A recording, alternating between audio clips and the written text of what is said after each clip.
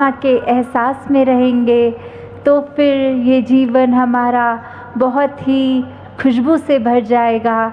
हर किसी के लिए जहाँ हम खुद भी इस निरंकार के ही नाम में चूर रहेंगे, तो हर कोई जब हमसे मिलेगा तो ये प्रभाव अपने आप ही पड़ेगा। कोई दिखावी, एक बनावटी पर एक इम्प्रेशन नहीं, पर एक उस तरह कि ये इंसान कितना अच्छा हर समय मुस्कुराता हुआ हर समय शुक्राने में रहता है।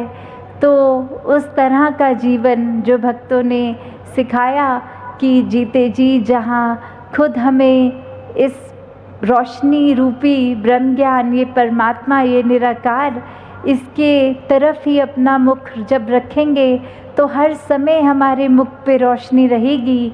और वहीं जब हम इसको भुला देते हैं तो फिर मन में बुरी बातों का घर कर जाना एक नेचुरल चीज़ होती है। जैसे एक कमरे में अगर हम अभी रोशनी है और स्विच को ऑफ करते ही 1 सेकंड नहीं लगेगा कि कमरा अंधकार से भर जाएगा।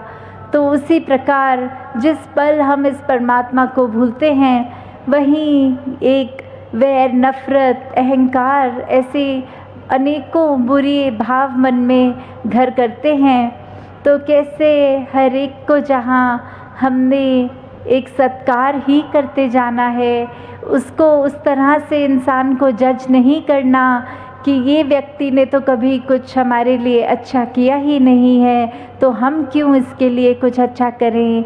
नहीं, हमें तो सिर्फ अच्छाई करती जाना है, दूसरों के कर्म में नहीं झांकना। अपने कर्मों से अपने जीवन के कर्मों की लकीर को बड़ा करना है। तो कैसे हम जब खुद अच्छा करते जाएंगे सबके लिए, तो वो एक समय हम खुद देखेंगे कि कैसे हमें दूसरों के ऊपर नज़र ही नहीं जा रही, क्योंकि खुद में ही इतनी गलतियां दिख रही हैं कि स्वयं को संवारते चलें। और उसी प्रकार फिर ऐसी नज़र भी बन जाती है कि दूसरों की कमियां तो नज़र ही आनी बंद हो जाती हैं। तो जब तक हम फोकस उस तरह एक फोकस होता है जो सेल्फिश होके इंसान करता है, और एक फोकस होता है जो सेल्फलेस होके करता है। तो भीतर की ही दोनों बात है, अपने मन के अंदर की। तो वो भीतर अगर तो उस तरह से इंट्रोस्पेक्शन हो रही है कि हम कितना पानी में खड़े हैं, खुद को टटोल के देख लें। और एक इस चीज़ के लिए मन अंदर सोचता है कि कैसे हम कुछ एक लालच का एक इंटेंशन है, वो चीज़ को कैसे हासिल करें। तो ये दोनों चीज़ें चाहे तो अंदर झांक कर ही पता लग रही हैं, पर ये फ़र्क कितना बड़ा इन चीज़ों में, नज़रिए का, ये इंटेंशन का। तो कैसे हर समय हर एक के लिए वही कामना कि सब में कैपेबिलिटी है, सब में कैपेसिटी है कि एक इंसान का शरीर लिया है तो इंसान जैसा एक स्वभाव, एक गुण भी अपना लें।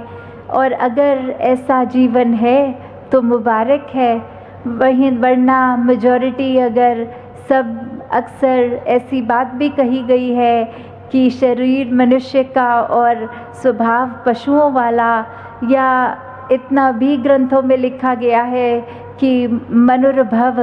तो एक इंसान है, आंखें, नाक, कान सब आकार मनुष्य वाला, तो भी फिर मनुर्भव क्यों बोल रहे हैं, मनुष्य बनने के लिए क्यों बोल रहे हैं। कभी किसी जानवर को तो हम नहीं बोलते कि ए घोड़े घोड़े बन जाओ, ए हाथी हाथी बन जाओ।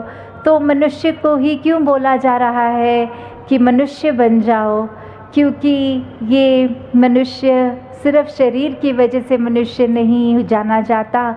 मनुष्य तो एक मानवीय गुणों के, एक दैवीय गुणों के वजह से माना जाता है। तो जब तक ये सांस कायम है, हम अपने मन में इस परमात्मा को एहसास करते हुए, इस परमात्मा का, और एहसास से पहले ये परमात्मा है क्या, हमारे शरीर के अंदर जो आत्मा है उसका ठिकाना असली क्या है, जब ये पहचान हो जाती है जो कि ब्रह्म ज्ञान द्वारा ही पॉसिबल है। तो जब इस पहचान के बाद पल पल हर कोई भक्ति में चूर रहता है, तो फिर वो हर पल एक आनंद की अवस्था फिर ऐसी आ जाती है जो किसी भी दुनियावी उतार चढ़ाव से एक हिलती नहीं है, वो स्थिर एक सहज रूप का जीवन हो जाता है। तो हर किसी के हिस्से जहाँ ऐसा भक्तिमय जीवन आए, वहीं दातार से अरदास की इच्छा भी अंदर से सेवा सिमरन सत्संग की हर समय लगी रहे। एक हर एक की सेवा पूरे संसार के लिए एक अच्छा या चीज़ें जो भी कर सकें वो करने की इच्छा हर समय बनी रहे। दातार हर एक पे कृपा करे। और जहाँ आज सभी ने महापुरुषों ने जो मदर्स डे की भी मुबारकबाद दी, तो बात तो यही कि संगत माँ है जो हर समय साथ, तो किस प्रकार ये माँ हमेशा जिस प्रकार बच्चे के लिए हमेशा कुछ अच्छा ही करती है। कभी कभी बच्चे को ये लगता है कि मेरी पसंद की चीज़ खाने से या खेलने से रोक दिया माँ ने, पर उसके पीछे भी छुपी हुई भलाई। उसी तरह ये संगत माँ, ये दातार जब भी कुछ ऐसा हालात भी सामने जीवन में रखते हैं, तो फिर वो हमेशा एक हमारी ही भलाई के लिए होते हैं।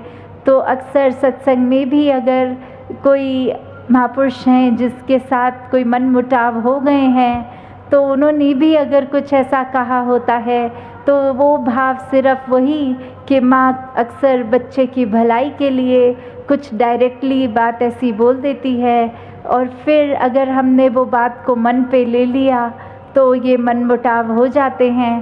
तो जहाँ हर एक में निरंकार का रूप जब देखते हैं, तो मुख से हमेशा सत्वचन ही निकलता है, फिर किंतु परंतु वाले सवाल नहीं उठते। तो दातार हर एक पे कृपा करे कि इस निरंकार पे हर एक का विश्वास पूरा रहे। और जब ये विश्वास पूरा होता है, फिर कोई किसी की खामियां एक नज़र में हाईलाइट करके हम नहीं देखते, सिर्फ़ और सिर्फ हर एक के गुणों पे ही नज़र जाती है। साथ संगत जी, धन्यवाद।